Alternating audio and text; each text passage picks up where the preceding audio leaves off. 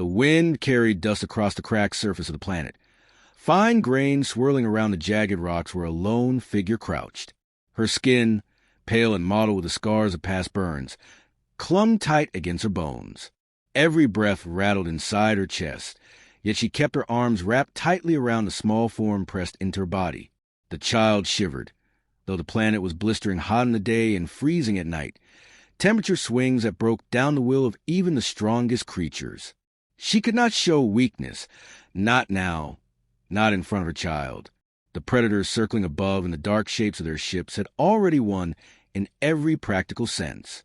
They had destroyed her people, burned her colony, left her stranded here with nothing but despair. But she would not let her child see her surrender. Not yet.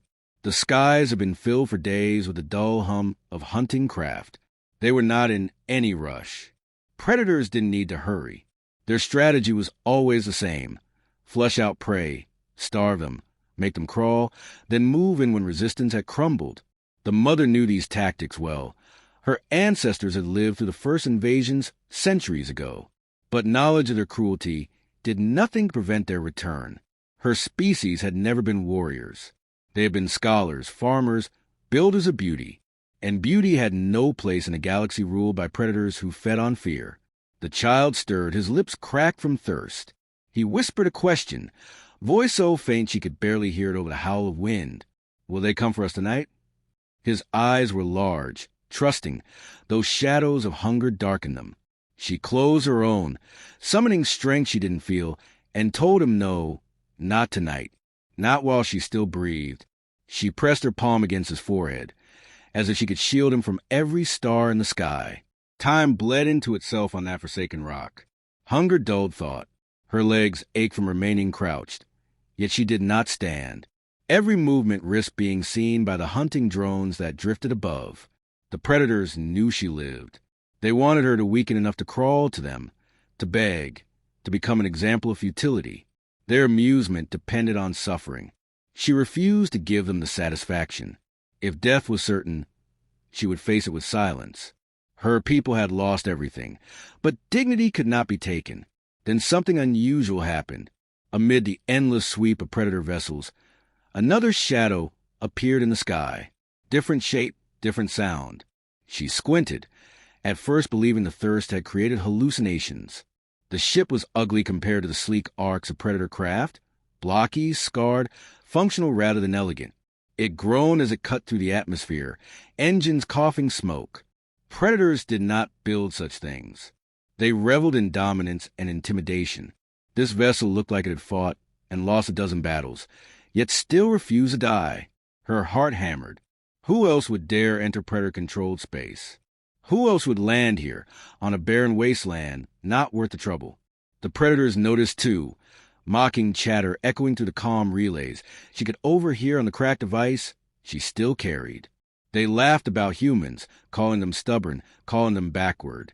She had heard the word before, a distant species on galactic periphery, barely known except for rumors of recklessness. The predators did not fear them. They dismissed them.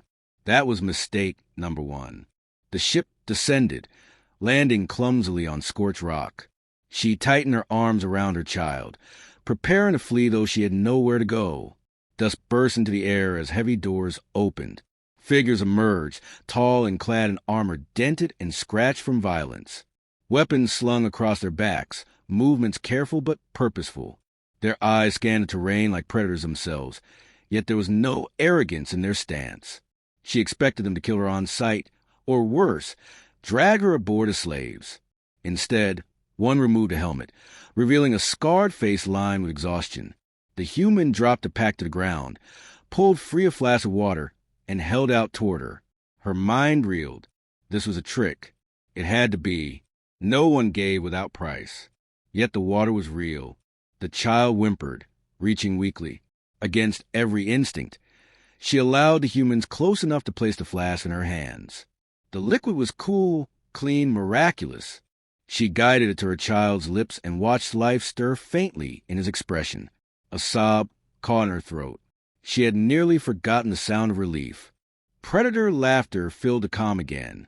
They taunted the humans, told them to leave, told them they would be torn apart.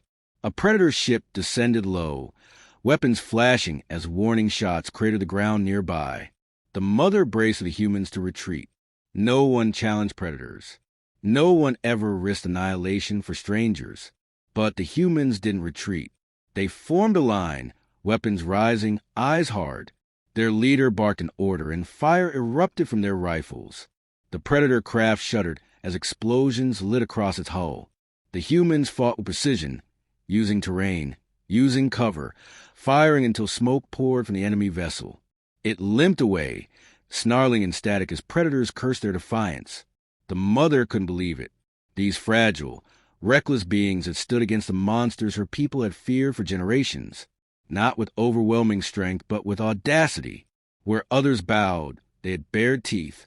The child, still weak, whispered, "They're not afraid." She looked at the humans, scarred and battered, and realized her child was only half right. They did feel fear. It was etched in the lines of their faces, in the tightness of their grip on weapons. But fear had not broken them. They acted anyway. That, she realized, was far more terrifying than fearlessness. The humans shared food next, ration packs tasting strange but filling. They worked quietly, setting up defenses, watching the skies. One stayed with her and her child, checking wounds with practiced care. She asked why. The soldier shrugged, as if the answer were obvious. Because you're alive. That was reason enough. The predator circled above, humiliated but not finished. They would return, in greater numbers, with fury sharpened by insult. The mother knew the danger. She told the humans they should leave, that her life and her child's were not worth their deaths. The leader looked at her with tired eyes and said simply, "We don't leave people behind." Her species had never understood war, had never embraced it. But in that moment, watching these strange beings dig in for a battle, they didn't need a fight. She saw something her people had never possessed, a stubborn refusal to yield, even to the inevitable. It was madness, it was brilliance, and it was terrifying. The night came cold, shadows stretching across the barren land. The humans took shifts, guarding, never fully resting. She held her child close. But for the first time in countless days, her heart didn't only carry despair. She had witnessed something new in the galaxy, something she couldn't yet name but could feel burning inside. Predators had ruled by fear for centuries. Yet these humans, scarred and weary, had shown no desire to dominate, only to protect. That defiance, that reckless courage, unsettled her more than any predator ever had. The predators would come again. She knew it, but so did the humans. And still they stayed. The fire crackled low against the frozen night wind. Flames huddled inside the hollow of shattered stone. The alien mother sat near it, her child wrapped in blankets given freely by the strange armored humans who had landed where none should have dared. The warmth was a miracle, the food in their bellies another. Yet the greater miracle was that they still breathed at all. The predators that had hunted her people for generations were circling still, but now there was something standing between prey and predator. She had expected humanity to be another face of cruelty, another hand reaching to use and discard the weak. Instead, she found herself surrounded by men and women who carried pain like armor, whose tired eyes held not contempt but recognition. They spoke little, their words guttural and rough, their language strange yet somehow clear in intention. They watched the skies without fear. The child had grown quieter, conserving strength. Yet he clutched the ration pack as if it were a treasure beyond measure. He listened to the humans as they sat in a circle, weapons always within reach. And for the first time since the destruction of their colony, he seemed less afraid. When one of the soldiers saw him shiver, they pulled a thermal wrap from their own shoulders and tucked it around him without hesitation. The mother could not comprehend it. Her people had lived and died, believing no one outside their own kind would ever risk a heartbeat for them. But these strangers did not hesitate. Later that night, when the air grew still, some of the soldiers began to speak among themselves. Their voices carried the rhythm of story. Though the mother did not understand every word, she recognized the cadence of memory, of recounting battles past. She pieced together fragments, enough to feel the weight. They spoke of oceans crossed in flimsy vessels, of deserts endured, of wars fought on their homeworld long before they had touched the stars. They spoke of loss and triumph, of cities destroyed and rebuilt, of endurance that refused to fade. She realized with dawning clarity that these humans were not fearless at all. Fear clung to them, heavy as the scars on their skin. But unlike predators who wielded fear as a weapon or a people who crumbled beneath it, humans carried fear into battle and turned it into fuel. They were afraid, but they fought anyway. That, she began to understand, was why the predators mocked them, not because they were weak, but because they were uncontrollable. Mockery was a mask for unease. Dawn came red against the horizon, the thin atmosphere scattering light across jagged ridges. The humans had already begun to move, packing their meager supplies, preparing for what they knew was inevitable. The predators would not leave an insult unanswered. Already, engines roared overhead, dark shapes moving in formation. The mother clutched her child, begging the humans to leave. She told them she and her son were not worth this risk. She told them she had already accepted death. The human commander shook his head, his voice firm, cutting through her pleas. They would not abandon her. Not him, not his soldiers. That was not how they survived. The predators descended in greater numbers. The first wave of ships strafed the valley, burning holes in the ground where humans had stood moments before. The humans scattered, not in panic, but in practiced maneuver. They moved like hunters themselves, placing explosives in hidden crevices, setting charges along ridges, turning every stone into potential cover. Their weapons were crude by galactic standards, metal projectiles hurled with chemical fire rather than elegant beams of energy. Yet they struck with precision. A drone fell, then another, shattered in sparks. The predators shrieked through the comms, enraged that prey dared to resist. The mother watched in awe as humans did what her kind had never imagined possible. They used the environment itself as weapon, drawing predators into narrow canyons, triggering rock slides, turning dust storms into cover. Every scrap of broken machinery from their battered ship became a trap or shield. Where predators relied on overwhelming strength, humans relied on invention, on adaptation. They did not need superiority. They needed only a chance, and they created one with hands and will. The battle raged for hours, every explosion a tremor through the ground. The mother shielded her child beneath the broken remains of a transport, praying silently that the noise would not draw predator attention to their hiding place. But even as terror clawed at her, another sensation stirred. Pride, not her own, but pride for these strangers who had no reason to fight, yet bled for a cause larger than themselves. When the smoke cleared, twisted predator wreckage littered the valley floor. The humans were bloodied, some wounded, but they still stood. They gathered their fallen, carrying them with reverence. No body was left behind. The mother felt tears she had not allowed herself since the fall of her colony. She had believed dignity died with her people. Yet she saw it alive in these warriors who mourned their dead even as danger still pressed close. The child touched her hand, his eyes wide.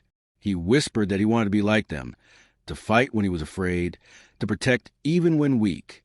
She held him close, her heart torn between fear for his safety and hope she had thought long buried. The predators, humiliated by the loss, withdrew only to regroup.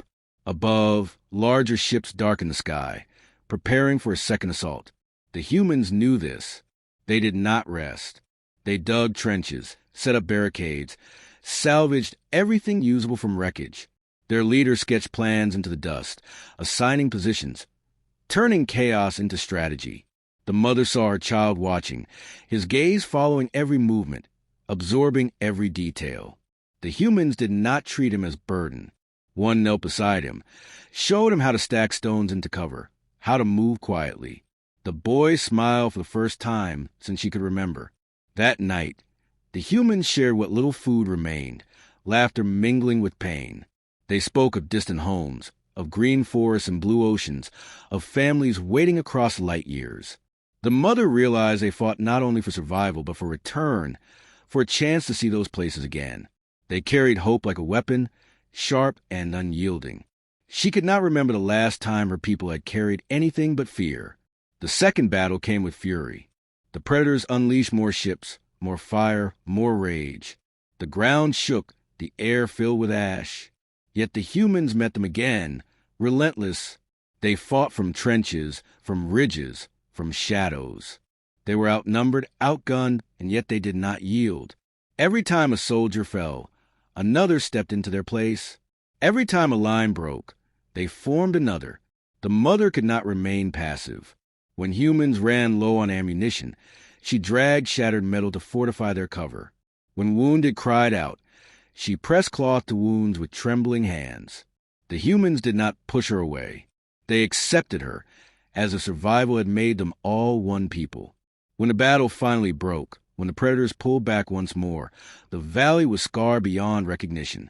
Fires smoldered, bodies lay still, but the humans still breathed, still moved, still planned. They knew the predators would return with even greater force. But they also knew the predators had been wounded in more than body. For the first time, prey had bitten back hard enough to draw blood.